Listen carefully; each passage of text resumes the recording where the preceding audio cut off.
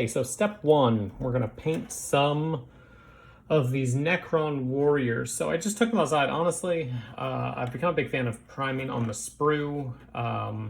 It's just easier to get all the way around, get all the little fiddly bits. You know, I used to do subassembly and prime that way, or you know, prime the full model together, but then you end up with, you know, spots up near, you know, underneath, or, you know, up near the chest where like there's just, you know, it's gray plastic, the primer doesn't get in there. I've also become a big fan of painting in sub-assemblies, or if you followed me while I was painting Gaskell Thraka, like I literally painted every single piece and then glued them together. It's just easier to get higher detail quality that way without, you know, worrying about, oh, can I get the Ankh on his chest? Oh, can I get the little bit underneath his gun to get to that Aquila on the Space Marine? So this right here, it's just a really quick spray primer of Army Painter's plate mail metal. So it's a bit brighter than Lead Belcher. It's, I believe gunmetal is actually the Lead Belcher equivalent. So what I did was I went out and I just picked up a little bit of Army Painter plate mail metal, just to touch up the spots where I'm going to end up snipping it off the sprue, because that'll leave a little bit of gray. I also really like this bright silver because I think when I eventually go over it, I'm going to go over the entire model with contrast basilicum gray. It'll just show up better. Whereas if you're using a bit of a darker silver, it's not going to show up quite as well. So that's where we are here. Stay tuned. We're going to snip some of these guys off, get the first step going, and then we'll take it from there. Okay, and there we have it. We have them assembled and put together. And from here, I'm probably just going to touch up some of the spots. If you can see it, there's a little scratching right there, right on his elbow, where I had to scrape away the mold line. It's the only downside to doing this and, like, you know, painting them on the sprue is then you're left with little gray parts. They're going to be a giant pain to find, obviously, because it's silver, and then, you know, with gray underneath, so that's going to be a bit of a pain, but should be good. I'm just going to take my War Painter plate mail metal, should probably go over the whole thing. It is a very light dusting prime, so like there's parts of the feet and such which I want to get to be a little more silvery, but you know, it's a learning process. So I'm going to do that, touch them up, and then I'm going to go over all of the silver with the basilicum gray contrast paint, and that'll it's almost like a mix of Nuln Oil as well as just sort of dulling it up a little bit and giving it a bit more contrast, so to speak. I mean, obviously it's contrast paint. And then we'll move on to the next part, which will be painting black around the weapon furniture, and then doing the lovely green in the barrels of these gauze Reapers. Yes, Reapers. Anyway, we'll check back in once that's done. All right, so we got the contrast paint on. As you can see, it, like, let me bring it up to the light here. It gives it some good depth. Like, you know, before they were just shiny pieces of plastic. Now there's depth. There's it gives them kind of dingy gray. So it's better than a Nuln Oil, but not quite, you know, a black ink. It's somewhere in between, and it works really well. It's going to dry. It's going to give them this nice sort of mottled a little bit, very old steel look. It's, you know, I started with a very bright silver, and then this kind of dumbs it up a little bit while also giving it a bit more depth. If I had gone with something more like lead belcher or, you know, a gunmetal, and then done this. Even if I had just gone with Nuln Oil, it might have just ended up too dark for what I like. So they're still pretty silver, but now they've got the dark bits and the shadows. And now it's time to start doing all of the gun furniture, which we're gonna do black, just to give it that little bit extra contrast. Once that's done, we'll probably move on to the shoulder pads here. They're shoulder blades, I guess. They're skeletons. We're gonna do those in a couple colors. And so I'm gonna start off with Sotek Green. And I'm gonna work my way up from here. So Sotek Green is gonna move up to a highlight of Temple Guard Blue. And then I'm gonna move all the way up, probably, I'll see how I like it, with a final edge highlight of Bahareth Blue. And that might give them a little bit more of a pop. Really, right now, it's gonna be very dark, it's metal, it's black. They're also gonna have gold faces. So after I do the gun furniture, I'll probably want to start off with some Retributor armor. And then I'm gonna highlight with Auric Armor Gold. And then I'll probably do just a very final edge highlight on some of it with some Runefang Steel, just at the edge of the skull. So that's our next few steps, and then we'll cut to it once it's done.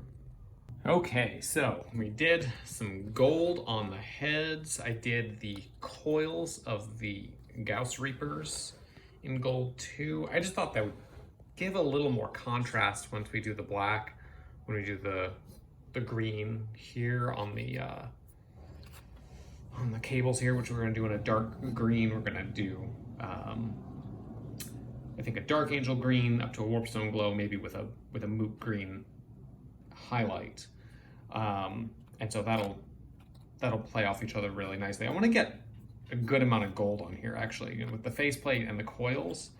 The model's just really cold. It's gonna have green, it's gonna have blues, it's gonna have silvers. These are all really cold colors. So the gold is really gonna warm it up a little bit. And that's kind of what we want here. So next step, we're gonna do the furniture, and then we'll do the blue-greens of the carapace and whatnot. And then, I mean, basically, once we do that, we'll do some glow effects. And then these Necrons will largely be done. We'll just need to base them. Okay, got the black furniture done on the guns. Really starting to come together now. You know, they're not just looking like some silver robots, little pieces of plastic that are painted silver. They're really starting to look like, you know, an army that you would field. So, you know, a lot of new players, you could probably stop here. You'd have something you could put on the table. You got 3 colors on it. And it would look fine. You know, this is something that I would consider a good starting point for anyone who is doing maybe their first army. But I'm gonna take it up a notch. Let's do back here with the greens and blues, and then we'll get into the glow effects, and that's it. So really what we're gonna do is, if we zoom in on this Necron right here, we're gonna do, Hobby, and I have to point it out to you. We're gonna do a line down his head of the turquoise, the Sotek Green. And then we're gonna do the shoulder blades in the same color, as well as the cartouche on the front. We'll go back with gold and touch up the cartouche. We'll do some edge highlighting on the shoulder blades. And then I will talk about how we're gonna make a really interesting glow effect. And here we have just the base coat of turquoise. It's getting a little dark. It's 10:30 at night now. So you can see here, we have that nice turquoise on the cartouche. We got the line going down the head. They're really starting to look like the Nihilakh dynasty now. You know, like they have that look, that turquoise on the back and head, the gold. This is good. So now next steps we're gonna do is we're gonna do the glow effect in here and the eyes. I might even add some to the coils. I'm unsure if I want to do that just yet, but this is how it's gonna go. We're gonna get in there with some white scar. These guys. So white scar is gonna go down as a base. And then we're gonna go over it with the new Tesseract Glow. This literally just came out today, but it's got a really vibrant, bright green. If you look at it, it's really, really bright. It's gonna add a lot of contrast. And it should light right up with the white scar underneath it. So that's what we're gonna do. We're gonna do the eyes. We're gonna do so the balls in here. Get a paintbrush to point to. We're gonna do these white circles, and then I'm gonna thin some down just to get into these grooves here too. So the Tesseract Glow will flow all through this area and light it right up. Okay, and here we are with the green and the white done. So what I did here, just like I said, is I just put a little bit of white in here, just kind of run it through the grooves. I did a little bit in here with the coils. You can't see it super well right now, but if I go like this, you can kind of see it a bit better. It gives it a glowing feel, you know, and it's really bright, which is what I really love about this Tesseract Glow. I haven't done much with contrast paints, but they are just another tool to use, and they give such a cool effect if you use them in the right way. So I do love this, you know, especially on something so small like those orbs. Doing, you know, a traditional object source lighting on it is just, I mean, it would take forever. And knowing me, I would get halfway through it, I would mess it up, and then I'd have to strip it and start over, because I wouldn't be able to live with it if I tried to put that much effort into doing OSL and then it came off kind of looking meh. Thankfully, you know, these are just warriors, and with the contrast, you can be pretty sloppy with it. I mean, this whole process right here took me maybe 5 minutes to do all of them, and most of that time was spent carefully laying down white and trying not to get it on the metal of the barrels. Really fast, you know. So far, I've probably spent maybe total of an hour and a half to 2 hours on these 10 Necrons, not including assembly time. I'm terrible at assembling when it comes to doing it quickly. It kills me. It's like the worst part of building models is actually building them. But, you know, just this paint job has taken almost no time at all. So next thing we're gonna do, we're gonna do some highlights on the shoulders, and then maybe just a few other little bits and details. Probably do a little bit of gold on the ankhs, on the cartouches there. We still have to do the cabling down here underneath the gun, which we're gonna do in a dark green, Caliban green warpstone glow, and then a moot green, just to give it, you know, sort of energy feel. And then that's really it, you know. That'll be it for these 10 guys, and I'll probably call it a night after I get that done. So I'm gonna cut it.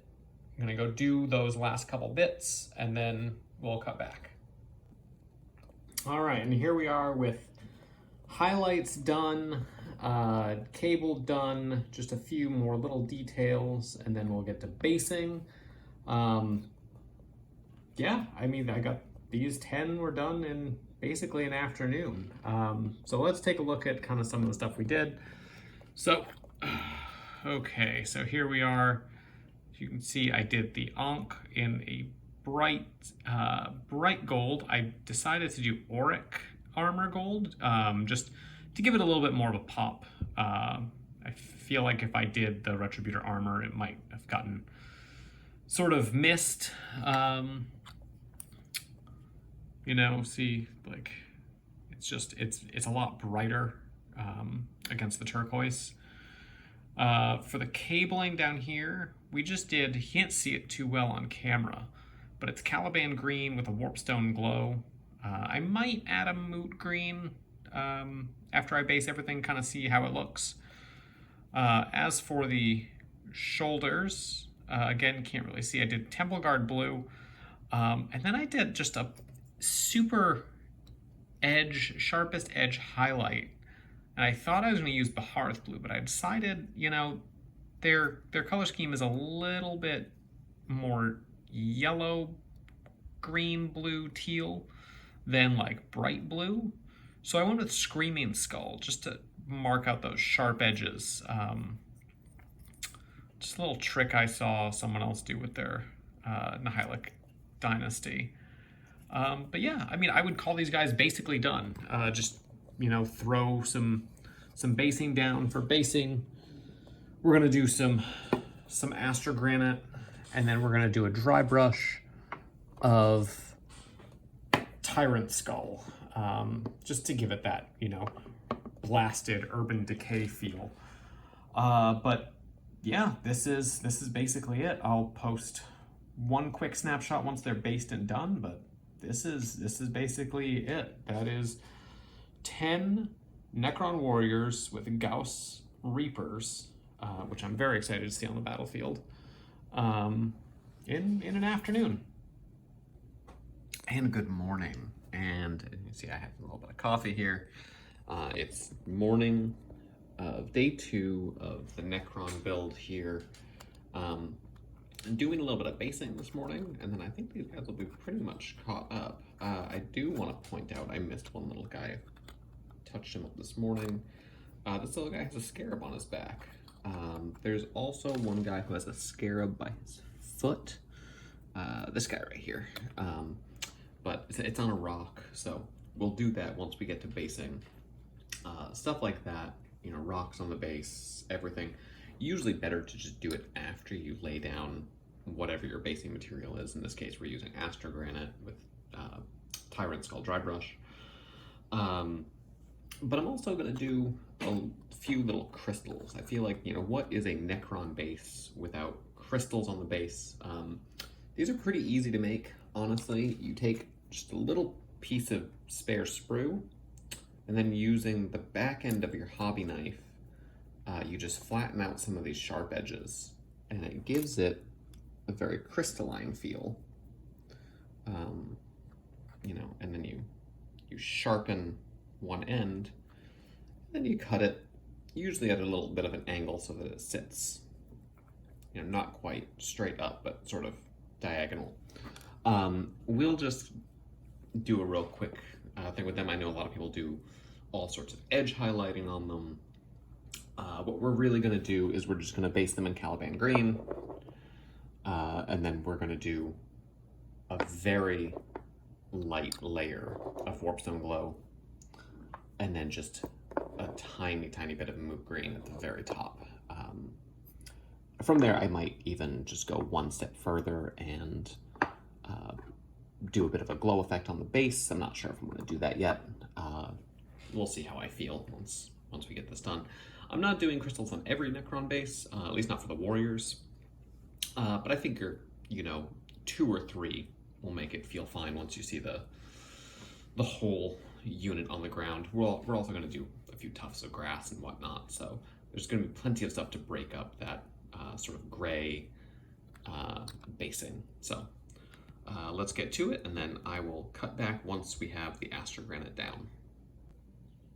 And here we are with the astrogranite laid down. You can see, I mean, they already look completely different. Just, you know, just putting anything on a black base really changes the whole feel of the army. It's almost dry now. It's been sitting here for about 30 minutes or so. I'm gonna give it another 30, and then we'll get to dry brushing. So we're gonna do Tyrant Skull dry brush. And then, like I said, we're gonna do the crystals. And then we have a few things like rocks. There's a scarab on this base here. Get in there, kind of. There you go. A scarab right there. And a few rocks and whatnot. And so we'll do the rocks just to provide a little bit of contrast.